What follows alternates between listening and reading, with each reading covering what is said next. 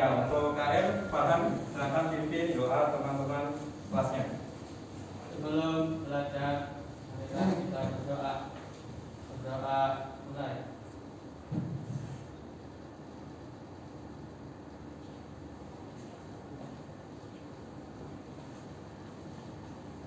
Berdoa selesai.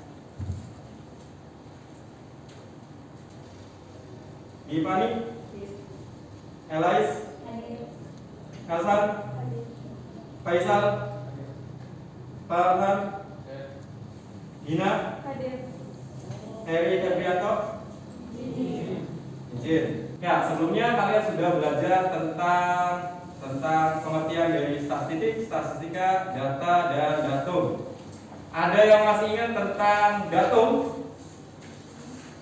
Ya, apa Cak? Datum Cak? Datum adalah catatan keterangan atau informasi yang diperoleh dari sebuah penelitian. Datum adalah catatan atau keterangan yang diperoleh dari Sebuah penelitian. sebuah penelitian. Ya, perhatikan gambar berikut. Tuh kan. Kelihatan nggak gambarnya? Kira-kira gambar apa ini? Jelas nggak tulisannya? Kira-kira gambar apa? Asal? Informasi apa dari gambar ini? Ulangi yang jelas. Tambahan jumlah penduduk bekerja terhadap pertumbuhan ekonomi. Nah, ini gambar diinformasikan bahwa dari berita itu adalah menginformasikan tambahan jumlah penduduk bekerja terhadap pertumbuhan ekonomi. Dari informasi ini semuanya itu ditampilkan dalam bentuk tabel, jarang ditampilkan dalam bentuk cerita ataupun narasi. Karena bentuk narasi itu sukar dipahami oleh pembaca, sehingga apa? Sehingga data atau informasi ditampilkannya dalam bentuk tabel distribusi atau tabel informasi seperti yang ada pada informasi ini. Berikutnya lagi. Nah, ini juga sama. Ini tentang perkembangan COVID-19 yang ada di Indonesia. Selain menggunakan grafik, ini bentuk grafik kan? Nah, ini ada tabel juga. Jadi hampir seluruh informasi yang ada di masyarakat itu ditampilkan dalam bentuk tabel. Ya, ada bentuk tabel, ada dalam bentuk diagram histogram, bisa juga diagram ogif. Nah, nanti pembelajaran kita hari ini apa pembelajarannya? Yaitu kalian setelah melaksanakan pembelajaran ini apa? Bisa menyusun tabel distribusi frekuensi dari suatu data yang diberikan. Ini tujuan pembelajarannya. Yang pertama, siswa dapat menyajikan data dalam bentuk tabel distribusi frekuensi. Yang kedua, menjelaskan informasi yang terdapat pada tabel distribusi frekuensi. Biar kalian paham, perhatikan video pembelajaran berikut. Yang pertama, tentukan jangkauan data, simbolnya J, itu rumusnya data terbesar dikurangi data terkecil. Terus tentukan banyaknya kelas, itu rumusnya K sama dengan 1 ditambah 3,3 log N. Ini aturan Sturges. Terus tentukan panjang kelas, simbolnya C, itu rumusnya J per K, di mana J adalah jangkauan dan K adalah banyaknya kelas. Terus yang keempat, setelah panjang kelas kita peroleh, maka kita terapkan kelas-kelas sedemikian sehingga mencakup semua nilai data. Pada kelas pertama, memuat data terkecil tetapi tidak harus sebagai batas bawah. Pada kelas terakhir, memuat data terbesar tetapi tidak harus sebagai batas atas. Buatlah tabel distribusi frekuensi dari kelompok data nilai ulangan harian matematika 50 siswa berikut. Ya, pertama kita tentukan datum maksimal dan datum minimum. Ya, datum maksimalnya 98, datum minimumnya 16. Kita buat tabelnya, ada interval kelas, ada terus dan juga frekuensi. Nah, terus di sini untuk membantu saja, ya. Kelas yang pertama kita ambil intervalnya 16, ya. Kita ambil dari nilai minimum saja. Ya, jadi 16 biasanya pengambilan untuk kelas pertama ini untuk batas bawahnya diambil dari nilai minimum. Terusnya 5 berarti frekuensinya 5. Di sini terusnya 9, frekuensi 9 sampai dengan kelas yang terakhir. Ternyata terusnya 2 berarti frekuensinya 2. Nanti tampilan tabel distribusi frekuensi yang sering muncul adalah tampilannya seperti ini. Ini kelompok 1, kelompok 2, kelompok 3, dan kelompok 4. Jadi silakan berkelompok saja. Ya, digeser aja bagusnya. Tetap menjalankan protokol kesehatan. Ya, waktu pengerjaannya 20 menit. Ya.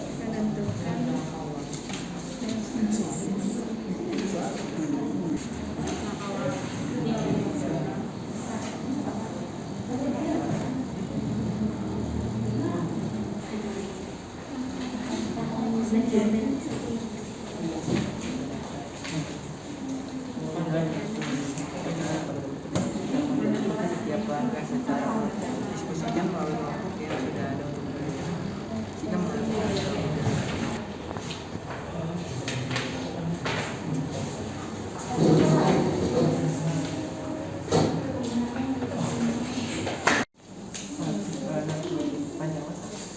Panjang kelas. Yang tadi sih panjang kelas.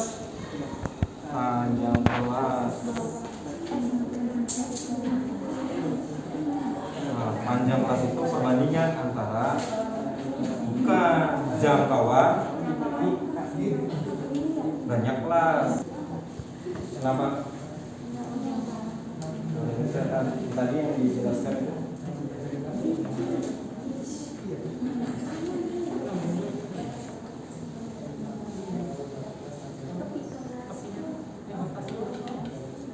Bebas sih, terserah mau ditukar angkanya. Tapi ada keterangan itu 81, 82, 83. Nanti ketika dijelaskan tadi penjelasannya buka tulis gitu.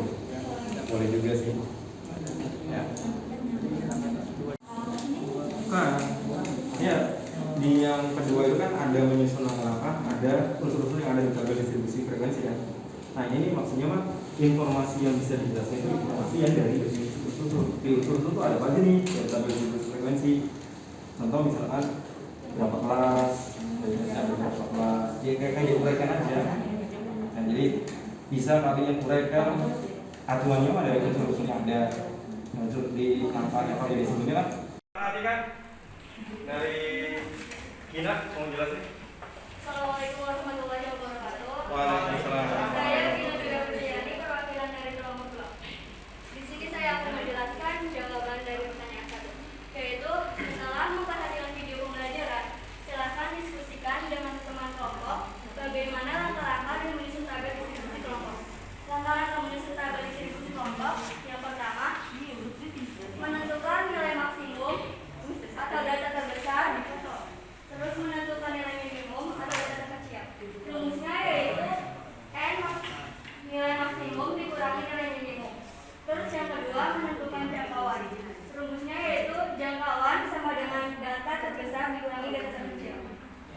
Yang ketiga, menentukan banyak kelas. Rumusnya yaitu K sama dengan 1 ditambah 3,3 dikali logaritma N. Waalaikumsalam warahmatullahi wabarakatuh. Saya akan menjelaskan nomor 2. Sebutkan unsur-unsur yang terdapat pada tabel distribusi frekuensi berkelompok. 1. Kelas, data yang terdiri dari N. 2. Batas kelas ditetapkan sebagai nilai yang terdapat sebuah kelas. Nilai ujung bawah atau batas bawah dengan ujung atas atau batas atas. Tepi kelas, data yang diperoleh batas bawah nyata dan tepi atas disebut batas atas nyata. 4. Panjang kelas merupakan selisih antara tepi atas dengan tepi bawah, disebut juga lebih lebar kelas atau interval kelas. 5. Frekuensi banyaknya data dari masing-masing kelas. Pengertian tabel distribusi frekuensi adalah sebuah daftar, tabel atau diagram yang menunjukkan frekuensi sebagai kejadian dalam suatu saat. Karena nilai tengah ini nanti digunakan pada saat kalian menentukan nilai rata-rata. Jadi ketika kita belajar menentukan nilai rata-rata hitung dari tabel distribusi frekuensi, membentukkan nilai tengah. Jadi untuk kelompok 1 silakan tambahkan unsurnya yang ke-6, tambahkan saja nilai tengah dari tabel distribusi frekuensi.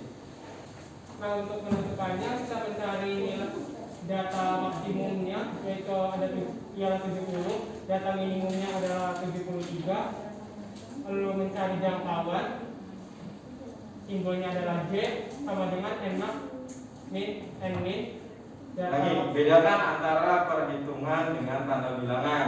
Ya, ingat kalau operasi hitung dia dikurangi bukan min. Nah, ini masih aja miskonsepsi. Padahal saya sudah sering bilang kalian kalau membaca J sama dengan Nmax itu bukan min, tapi dikurangi. Beda ketika kita berbicaranya tanda bilangan dengan operasi hitung. Ya, ulangi lagi. Jangkauan sama dengan Nmax dikurangi Nmin. 70 dikurangi 43, situasinya 27.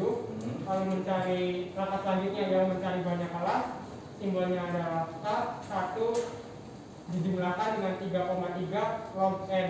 N di sini itu adalah jumlah seluruh data. Jadi satu salah hitung ini. Ada yang punya jawaban lain? 5. 5. Kelompok 3, 5. Dari mana hitungnya 5? 54,5 dikurangi 49,500, 59,5 dikurangi 5. Nah, kira-kira jawaban kelompok 4 salahnya di mana? Di selisihnya. Nggak, maksudnya mah apa yang salah nih? Kan pengertian panjang kelas kan sama nih dengan kalian juga. Selisih antara tepi atas dengan tepi bawah. Nah, yang salahnya apa nih dengan jawaban kalian? Kalau kelompok yang pertama, kelompok 4 dia makanya 54 dikurangi 50. Kalau kalian gunakannya berapa yang dipakainya? Ya, pakai perhitungannya berapa tadi? 50,5. Nah, 49,5. Yang digunakan tepi kelas atau batas kelas? Sama. Ya, beri tepuk tangan untuk kelompok. Portofolionya digabung jadi satu nanti sebagai tugas akhir. Nah, untuk penilaian hari ini sudah Bapak kirim di Google Classroom-nya. Silakan kalian cek di Google Classroom. Bapak tunggu sampai dengan jam 7 sore. Ya, jadi tank waktu pengumpulannya jam 7 sore. Setelah itu Bapak rekap nilainya. Ya, untuk pembelajaran hari ini, ya, kalian sudah belajar mulai dari menyusun tabel distribusi frekuensi sampai dengan menjelaskan informasi yang ada dari tabel distribusi frekuensi. Ya, sekarang Pak bertanya, apa itu tabel distribusi frekuensi? Nilai amatan yang terletak pada interval tertentu bersama-sama dengan nilai frekuensi disajikan dalam bentuk tabel. Ya, disajikan dalam bentuk tabel di mana di dalam tabel tersebut terdapat kolom frekuensi dan kolom kelas. Langkah-langkah menyusun tabel distribusi frekuensi? Ya, Irfan. kita cari nilai Urut pertama. urutan pertama mencari data maksimum dan data minimumnya. Terus yang kedua, Yang kedua kita mencari jangkauannya. rumusnya. Yang rumitnya J sama dengan Nmax dikurangi Nmin. Langkah ketiga, Nah, ketiga kita cari panjang kelas. Panjang kelas. nah, Simbolnya K dirumuskan K sama dengan ya, itu untuk pembelajaran hari ini. Nah, untuk pembelajaran selanjutnya kita akan membahas tentang nilai mean. Ya, ini merupakan materi yang ketiga dari pertemuan hari ini. Silakan kalian baca. Nanti pada pertemuan selanjutnya kita bahas tentang mean. Ya, untuk mengakhiri pertemuan hari ini, alangkah lebih baik kita berdoa terlebih dahulu. KM. Sebelum pulang, alangkah baiknya kita berdoa dulu. Berdoa mulai.